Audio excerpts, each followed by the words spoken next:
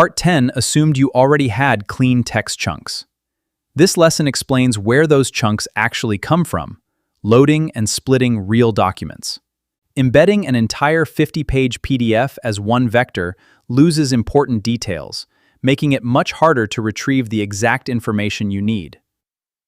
A document loader reads files like PDFs, text files, CSVs, or web pages and converts them into LangChain's standard document format.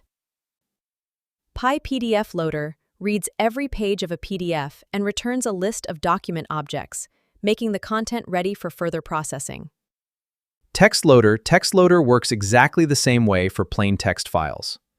Different loader, but the same consistent document output every time. Every loaded file becomes a document object. It contains the text itself and useful metadata, such as the source file and page number.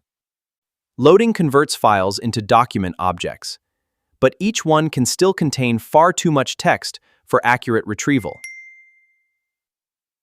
RecursiveCharacterTextSplitter preserves meaning by splitting on paragraphs and sentences whenever possible before falling back to character limits. Chunk size determines how much text goes into each chunk. Chunk overlap repeats a small section so important context isn't lost. Split_documents processes every loaded document and returns one flat list of properly sized chunks ready for embedding. Loading and splitting work together to transform any raw file into the clean chunks that the embedding step expects. There isn't one perfect chunk size. Around 500 characters is a good starting point, then adjust based on your data and retrieval quality.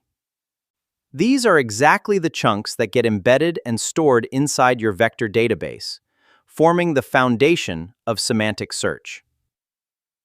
You now understand the complete RAG data preparation pipeline.